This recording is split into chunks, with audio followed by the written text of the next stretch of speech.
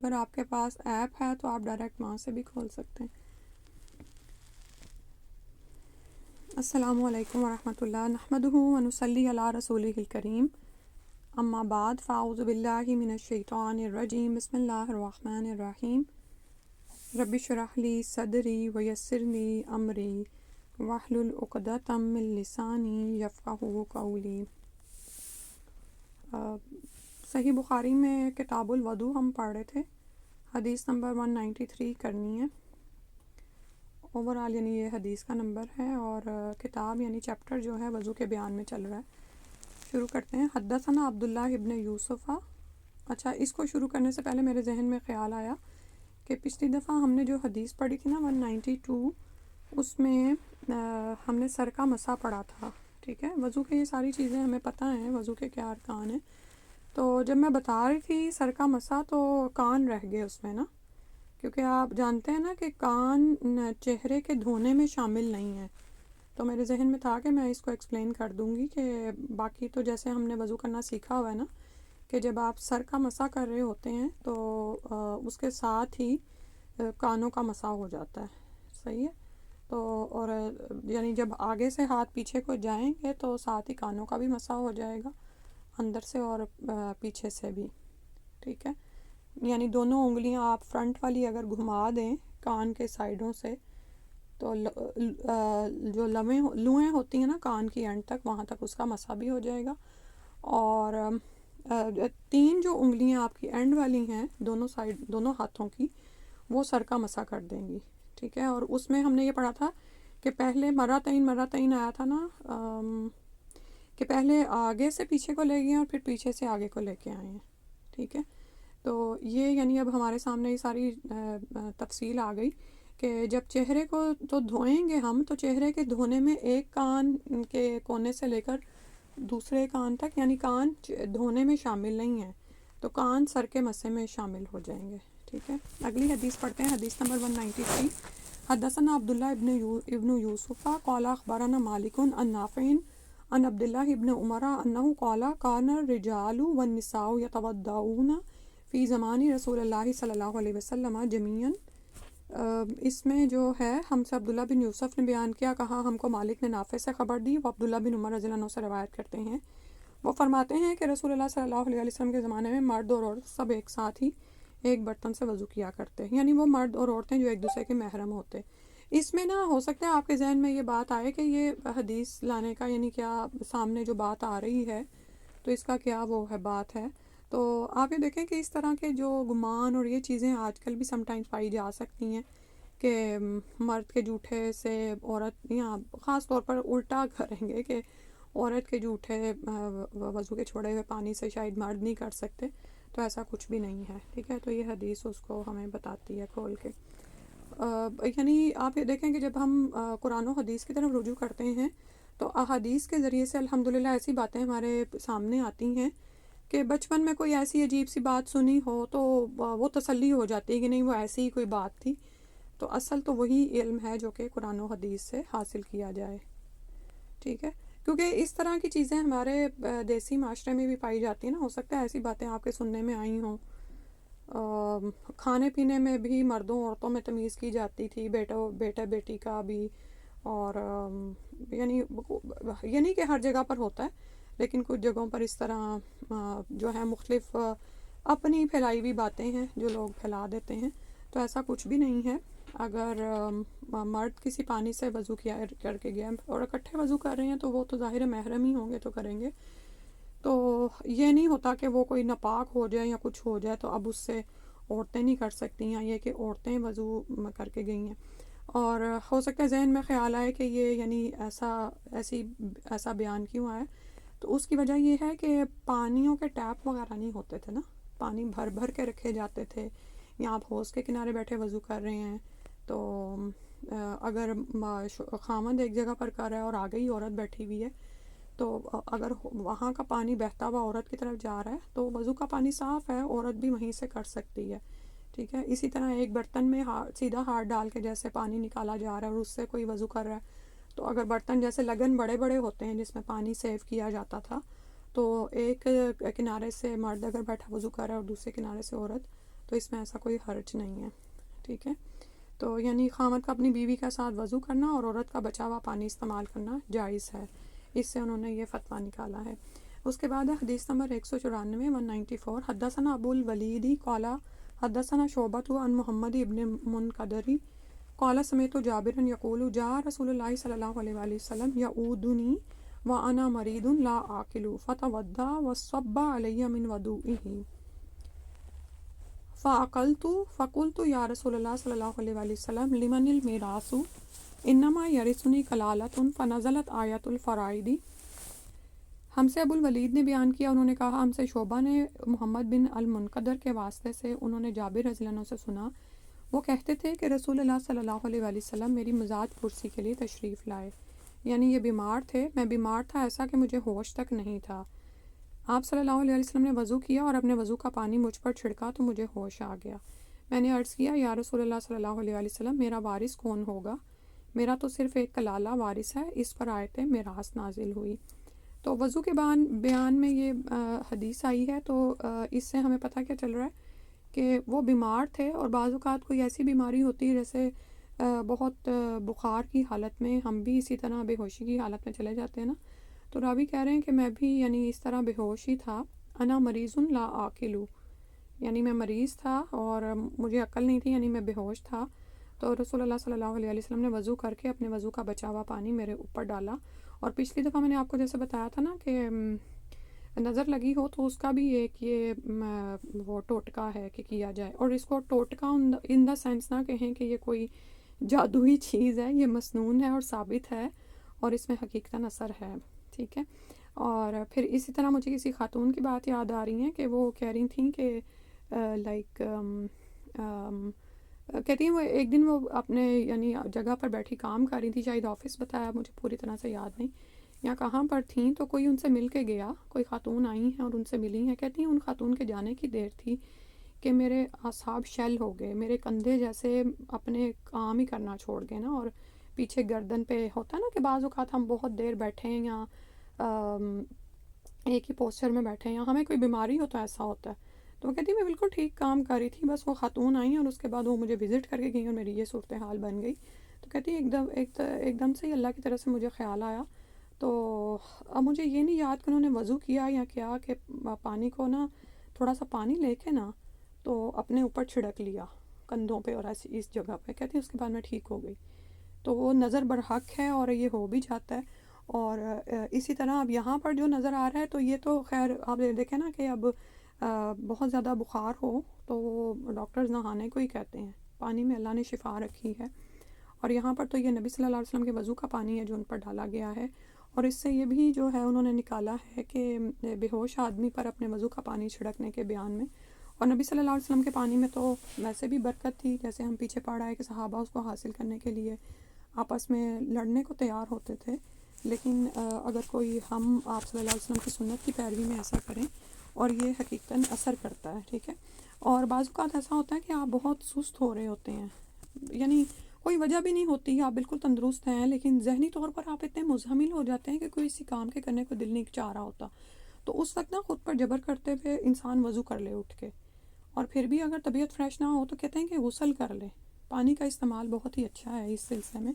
کیونکہ شیطان ہی ہمارا ازلی دشمن ہے جو کہ ہمیں چاہتا ہی نہیں ہے کہ ہم ایکٹیو رہیں، کام کریں، وہ عموماً ہی ہمارے اوپر سستی بھی طاری کر دیتا ہے۔ اچھا، اس کے بعد ہے کہ وہ کہہ رہے ہیں کہ وضو کا پانی مجھ پر پڑا، ظاہر پانی ویسے بھی جو ہے وہ انسان کو ہوش دلا دیتا ہے، تو اب وہ سوال کرنے لگے کہ میراث کس کے لیے ہے، یعنی میرا وارث کون ہوگا۔ یہ بھی ہو سکتا ہے کہ ایسی بیماری ہوں کہ موت کی بیماری میں مبتلا ہوں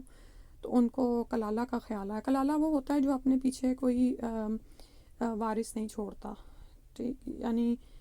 دیکھیں نا جو آپ کو بتایا گیا کہ ازواج ہو سکتے ہیں یا ماں باپ ہوتے ہیں یا اولاد ہوتے ہیں، تو اس میں سے اگر کوئی نہ ہو تو پھر اس نے وہ کلالہ کے بارے میں وہ پوچھ رہا تھا، تو فنزلت آیت الفرائض، تو آیت میراث اس پر نازل ہوئی، جو کلالہ کی آیت ہے نا وہ نازل ہوئی۔ پھر اس کے بعد ہے آیت حدیث نمبر 195 حدثنا عبداللہ ابن منیر سمیع عبداللہ ابن بکر قال حدثنا حمید عن انس قال حضرت الصلاة فقام من كان قريب الدار إلى أهله وبقي قوم فأتي رسول الله صلی اللہ علیہ وسلم بمخضب من حجارة فيه ماء۔ ترجمہ پڑھ لیتے ہیں ساتھ ہی۔ ہم سے عبداللہ بن منیر نے بیان کیا، انہوں نے عبداللہ بن بکر سے سنا، کہا ہم کو حمید نے یہ حدیث بیان کی، انہوں نے انس سے نقل کیا، وہ کہتے ہیں کہ ایک مرتبہ نماز کا وقت آ گیا تو جس شخص کا مکان قریب ہی تھا وہ وضو کرنے اپنے گھر چلا گیا۔ وَبَقِيَ قَوْمٌ، اور کچھ لوگ جن کے مکان دور تھے وہ رہ گئے وہاں پر۔ فَأُتِيَ رسول اللہ صلی اللہ علیہ وسلم بِمُقْدَبٍ مِّن حِجَارَةٍ فِيهِ مَاءٌ، تو رسول اللہ صلی اللہ علیہ وآلہ وسلم کے پاس پتھر کا ایک لگن لایا گیا۔ ابھی لگن ہی کی جیسے بات ہو رہی تھی، تو یہ بڑے سے برتن ہوتے ہیں، یعنی کسی بھی پتھر کو آپ یہ دیکھیں کہ اس کو اندر سے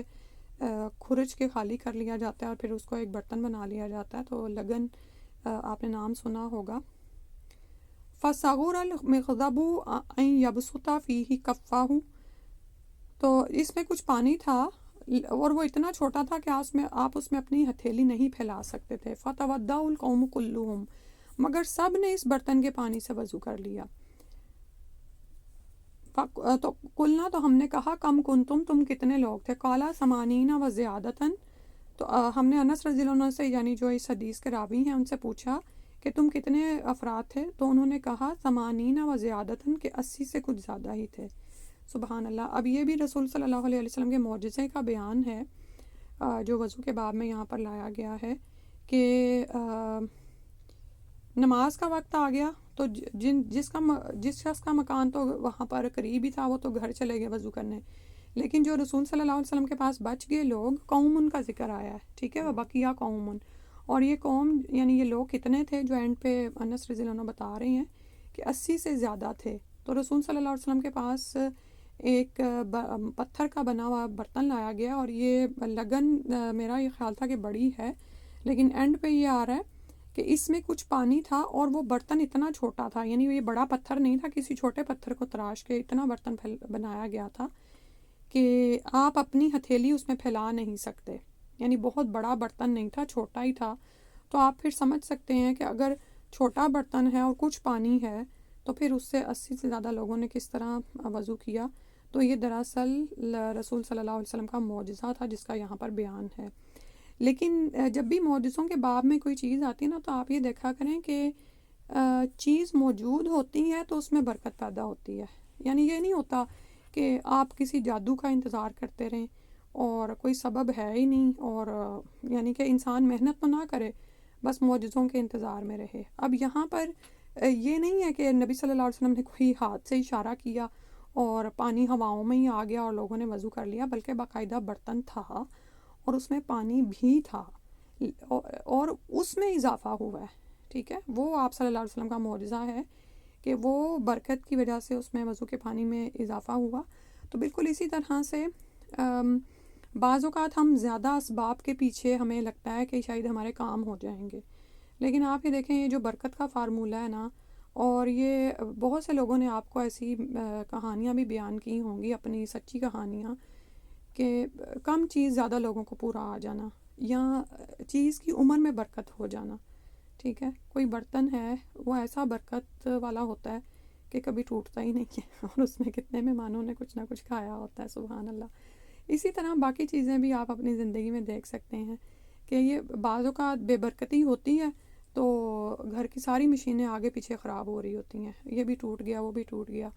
یہ بھی تو ایک طرف وہ برکت ہے، اور یہ اللہ کی طرف سے ہی حاصل ہوتی ہے نا، اور اللہ تعالیٰ سے تعلق قائم کر کے بجڑ کے، کیونکہ برکت ساری کی ساری اللہ ہی کی طرف سے ہے۔ تبارک الذی، ہم روزانہ سورہ الملک پڑھتے ہیں نا، تو لیکن یہ ان چیزوں کو وہی زندگی میں مشاہدہ کرتا ہے جس کا تعلق اللہ سے مضبوط ہوتا ہے اور اس کی نظر اسباب پر نہیں ہوتی۔ لیکن عموماً اب یہ دیکھیں کہ دنیا میں مادیت پرستی اتنی آ گئی ہے کہ ہم میں سے ہر شخص کا یہی حال ہے، ٹھیک ہے، ہوتا بھی ہے لیکن بس کمی کا روتے رہتے ہیں ہم، اور وہ جو برکت آنی ہوتی ہے وہ بھی پھر ناشکری کی وجہ سے چلی جاتی ہے۔ یہ دیکھیں نا کہ ایک وہ زمانہ تھا کہ یعنی گھر میں اگر چینی نہیں آ رہی ہے تو بچوں کا یہ حال تھا کہ اچھا انہیں تھوڑا سا نمک ڈال کے چائے پلا دی تھی، انہوں نے پی لینی ہوتی تھی، لیکن اب اگر گھر میں کوئی ایک آسائش ایسی ختم ہو جائے جو کہ ضرورتوں کی فہرست میں بھی نہیں آتی، لیکن وہ بچوں کو سمجھانا تو دور کی بات، گھر کے بڑے ہی اس پر جو ہیں بہت ناشکری اور یہ سب کچھ کر رہے ہوتے ہیں، تو یہ جو برکت کی سچی کہانیاں وہ بھی ہماری زندگیوں میں کم ہوتی چلی جا رہی ہیں۔ اب کوئی خال ہی نظر آتا ہے جو آپ کو یہ ایسی کوئی بات بتائے، لیکن یہ ہوتا ہے حقیقت میں، ٹھیک ہے۔ تو اور یہ یعنی خاص اللہ تعالیٰ کی رحمت اور اس کی طرف سے ہی برکتیں ہوتی ہیں کہ کم مال میں آپ کی ساری ضروریات پوری ہو جاتی ہیں۔ اور ایک وہ بے برکتی کا عالم ہے کہ مال بہت آ رہا ہے گھر میں، لیکن گھر میں ناشکری ہے، یعنی کہ یا سلیقہ نہیں ہے عورت کے پاس، یا ویسے بچے جو ہیں وہ اس طرح کہ بہت مال آنے کے باوجود بھی ضرورتیں پوری نہیں ہوتی۔ اللہ سبحانہ تعالیٰ ہمارے حال پر رحم فرمائے اور ہمیں زندگی میں حقیقت میں برکتیں ہم پر سب پر نازل فرما دے اور عطا کرے، ہر معاملے میں، چاہے وہ اولاد کا معاملہ ہو، چاہے ہماری صلاحیتوں کا،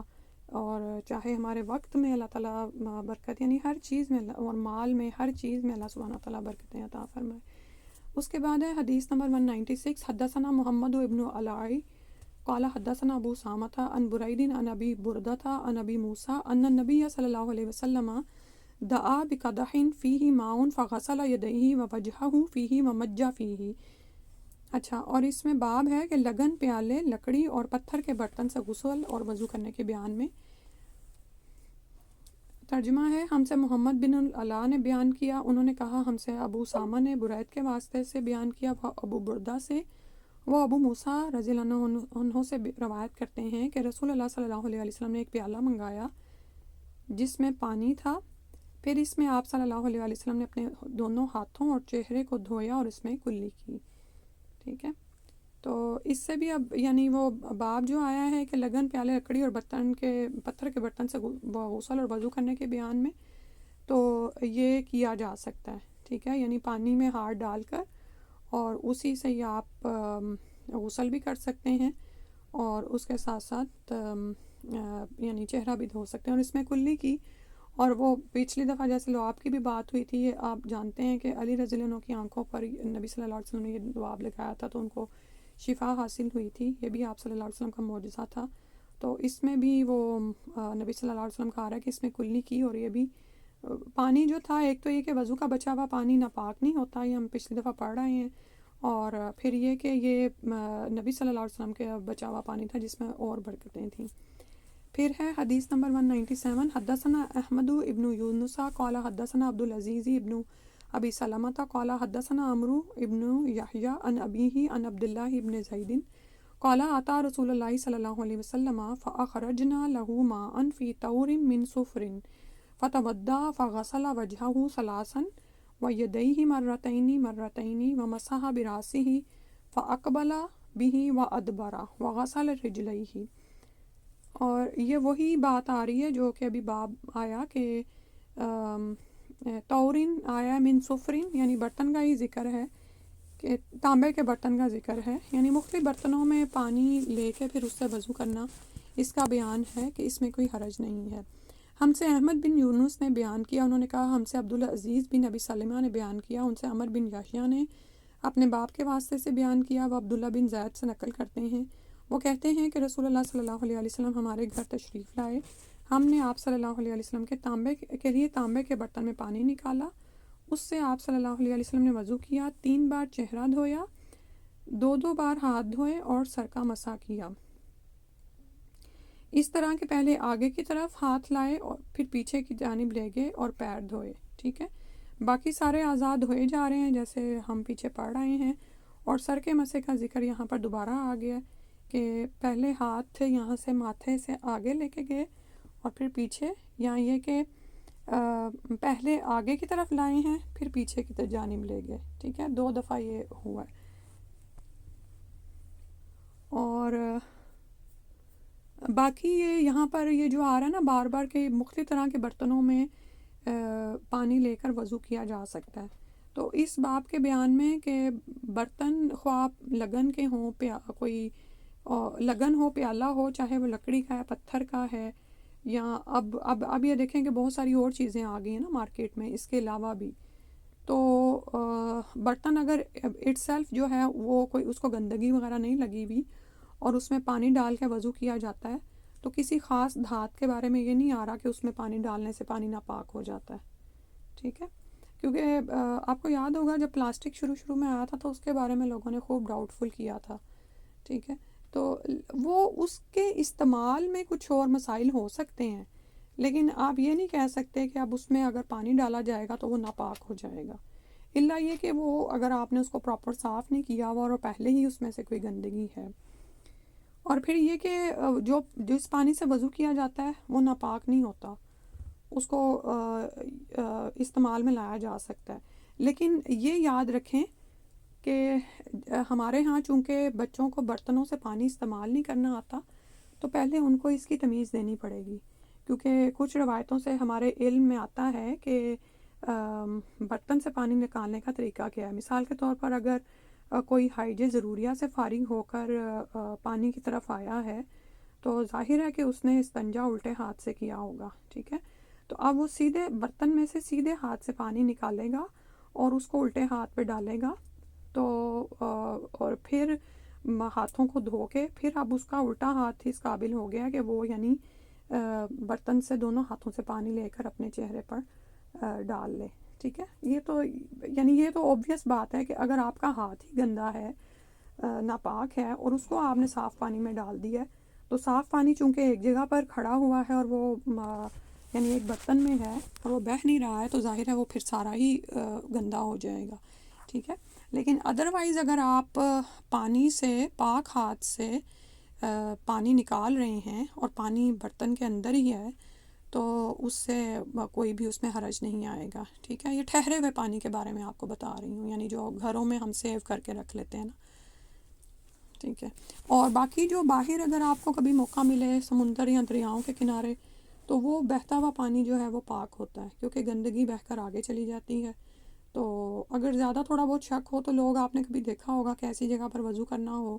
تو وہ اوپر سے تھوڑی سی تہہ کو پیچھے کر کے نیچے سے پانی نکال کے تو استعمال کر رہے ہوتے ہیں، ٹھیک ہے؟ اس کے بعد ہے حدیث نمبر 198، حدثنا ابو الیمانی قال اخبرنا شعیب عن الزہری قال اخبرنی عبید اللہ ابن عبداللہ ابن عتبہ ان عائشہ قالت لما ثقل النبی صلی اللہ علیہ وسلم واشتد به وجعه استأذن ازواجه في ان يمرض في بیتی فأذن له۔ ترجمہ ساتھ ہی دیکھ لیتے ہیں۔ ہم سے ابو الیمان نے بیان کیا، کہا ہم کو شعیب نے زہری سے خبر دی، کہا مجھے عبید اللہ بن عبداللہ بن عتبہ نے خبر دی کہ تحقیق عائشہ رضی اللہ عنہ نے فرمایا کہ جب رسول اللہ صلی اللہ علیہ وسلم بیمار ہوئے،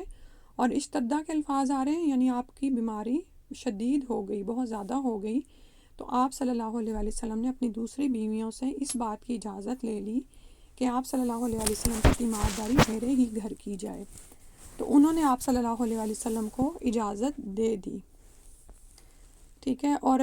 یہ آپ جانتے ہیں نا کہ جس وقت رسول صلی اللہ علیہ وسلم فوت ہوئے ہیں تو آپ کی 9 ازواج تھیں، تو ہر ایک کی ایک دن باری ہوتی تھی، تو اس میں سے لیکن جس وقت رسول صلی اللہ علیہ وسلم کی بیماری شدید ہو گئی تو اس وقت انہوں نے اجازت لی ہے، حالانکہ آپ پر یہ آپ صلی اللہ علیہ وسلم خود انصاف کرتے تھے، تو انہوں نے یہ اجازت دی کہ کیا میں یہ دن عائشہ رضی اللہ عنہ کے گھر میں لا سکتا ہوں، تو ساری ازواج نے ان کو اجازت دے دی۔ تو عائشہ رضی اللہ عنہ یہ روایت کر رہی ہیں کہ این یمرض فی بیتی، کہ وہ اپنے مرض میں میرے گھر میں یعنی یہ دن گزاریں، فاذن له، تو انہوں نے اجازت دے دی، فخرج النبی صلی اللہ علیہ وسلم بین رجلین تخط رجلاه فی الارض بین عباس و رجل آخر قال عبید اللہ۔ تو آگے ہے ترجمہ کہ جب بیویوں نے اجازت دے دی کہ آپ کی تیمارداری عائشہ رضی اللہ عنہ کے گھر ہی کی جائے، تو ایک روز رسول صلی اللہ علیہ وسلم 2 آدمیوں کے درمیان سہارا لے کر گھر سے نکلے، آپ کے پاؤں کمزوری کی وجہ سے زمین پر گھسٹتے چلے جا رہے تھے، عباس رضی اللہ عنہ اور ایک آدمی کے درمیان آپ باہر نکلے تھے، یعنی آپ صلی اللہ علیہ وسلم کو 2 آدمیوں نے کمزوری کی وجہ سے تھوڑا سہارا دیا ہوا تھا۔ اب عبید اللہ یعنی راوی حدیث کہتے ہیں اچھا، فأخبرت عبداللہ ابن عباس فقال اتدری من الرجل آخر. تو عبید اللہ کہتے ہیں کہ میں نے خبر دی عبداللہ بن عباس کو اس بات کی، تو انہوں نے کہا کیا تم جانتے ہو کہ دوسرا آدمی کون تھا؟ قلت میں نے کہا لا، کہ نہیں مجھے نہیں علم. قالا انہوں نے کہا ہوا علی، کہ وہ علی رضی اللہ عنہ تھے. ٹھیک ہے، اب یہ نبی صلی اللہ علیہ وسلم کی بیماری کے یعنی موت سے پہلے جو بیماری جو شدید ہو گئی تھی ان دنوں کی بات کی جا رہی ہے، اور کمزوری کی وجہ سے آپ چل نہیں پا رہے تھے. تو عباس اور دوسری روایت سے پتہ چلتا ہے کہ علی رضی اللہ عنہ یہ دونوں صحابہ رسول اللہ صلی اللہ علیہ وسلم کو سہارا دے کر عائشہ رضی اللہ عنہ کے گھر لے کر آئے ہیں. ٹھیک ہے، وکانت عائشہ تو رضی اللہ عنہ تحدث، اور وہ کہتے ہیں کہ پھر عائشہ رضی اللہ عنہ بیان فرماتی ہیں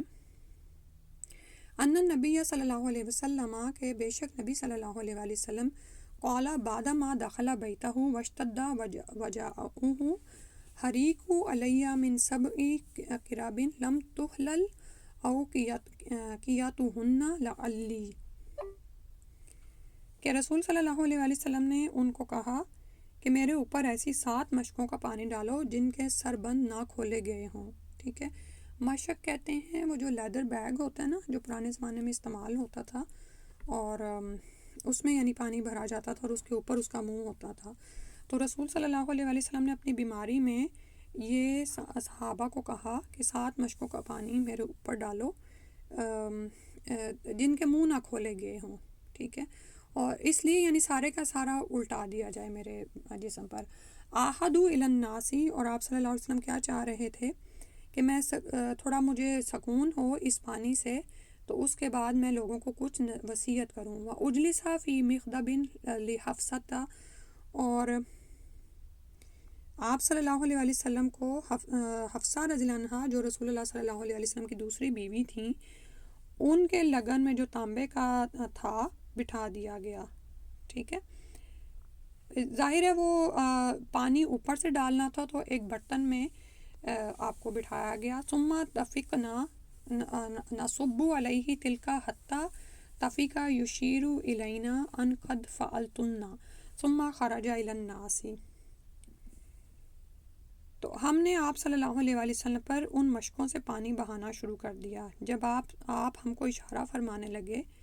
حتی تفق یشیر علینا، یعنی یہ بہانے لگے ہیں پانی نبی صلی اللہ علیہ وسلم پر، تو رسول اللہ صلی اللہ علیہ وآلہ وسلم نے ہماری طرف اشارہ کیا ان قد فعلتن، کہ اب تم نے اپنا کام پورا کر دیا ہے، یعنی اب بس کرو. تو پھر اس کے بعد آپ صلی اللہ علیہ وآلہ وسلم لوگوں کے پاس تشریف لے گئے. ٹھیک ہے، تو آپ صلی اللہ علیہ وسلم کو اپنی اس شدید بیماری میں تھوڑا سا سکون ہوا اس پانی کے پڑنے سے، تو پھر اس کے بعد وہ لوگوں کی طرف نکلے ہیں کہ ان سے کچھ بات کریں. ٹھیک ہے، اور اس کو پھر وہ وضو کے بیان میں ہی لائے ہیں کہ اور غسل کے بیان میں ہی کہ لگن پیالے لکڑی یا پتھر کے برتن سے غسل اور وضو کیا جا سکتا ہے. اور وہ جو حالانکہ وہ اکٹھا کر کے رکھا گیا ہوتا ہے نا پانی،